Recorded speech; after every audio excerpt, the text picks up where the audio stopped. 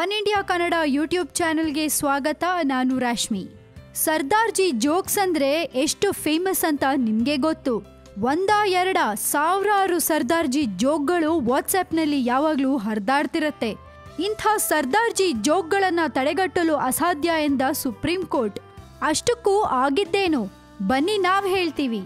ಸಿಖ್ ಸಮುದಾಯವನ್ನ ಲೇವಡಿ ಮಾಡುವ ಜೋಕ್ಸ್ಗಳಿಗೆ ನಿಷೇಧ ಹಾಕುವಂತೆ ಅಮೃತ್ಸರದ ಶಿರೋಮಣಿ ಗುರುದ್ವಾರ ಪ್ರಬಂಧಕ ಸಮಿತಿ ಸೇರಿದಂತೆ ಹಲವು ಸಿಖ್ ಸಂಘಟನೆಗಳು ಕಳೆದ ವರ್ಷ ಮಾರ್ಚ್ನಲ್ಲಿ ಸುಪ್ರೀಂ ಕೋರ್ಟ್ಗೆ ಅರಿಕೆ ಮಾಡಿಕೊಂಡಿದ್ವು. ಮಹಿಳೆಯರಿಗೆ ಲೈಂಗಿಕ ಕಿರುಕುಳ ನೀಡಿದ ಪ್ರಕರಣಕ್ಕೆ ಸಂಬಂಧಿಸಿದಂತೆ ವಿಶಾಖ ಪ್ರಕರಣದಂತೆ ಈ ಜೋಕ್ಸ್ಗಳ ವಿಚಾರವನ್ನು ಪರಿಗಣಿಸಬೇಕು ಎಂದು ಸಂಘಟನೆಗಳ ವಾದವನ್ನು ಸುಪ್ರೀಂ ಕೋರ್ಟ್ ಒಪ್ಪಲಿಲ್ಲ. ಇಂಥ ಪ್ರಕರಣಗಳ ವಿರುದ್ಧ ಹೋರಾಡಿ ಗೌರವಕ್ಕೆ ಚ್ಯುತಿ ತಂದ್ಕೋಬೇಡಿ ಎಂದಿತು. ಇಂಥ ಜೋಕ್ಗಳಿಗೆ ನಿಷೇಧ ಹೇರಲು ಸಾಧ್ಯವಿಲ್ಲ.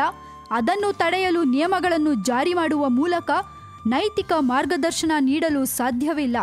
ಒಂದು ವೇಳೆ ಅಂಥ ಆದೇಶ ನೀಡಿದ್ರೂ ಅದನ್ನು ಜಾರಿಗೊಳಿಸುವವರು ಯಾರೆಂದು ಸುಪ್ರೀಂ ಕೋರ್ಟ್ ಮಂಗಳವಾರ ಹೇಳಿದೆ.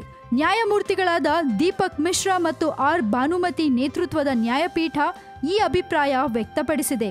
ಒಟ್ನಲ್ಲಿ ಸರ್ದಾರ್ಜಿ ಜೋಕ್ಗಳನ್ನ ನಿಲ್ಲಿಸಿ ಅಂತ ಸುಪ್ರೀಂ ಕೋರ್ಟ್ಗೆ ಹಾಕಿದ್ದ ಅರ್ಜಿಯನ್ನ ಹಿಂಪಡೆಯಲಾಗಿದೆ.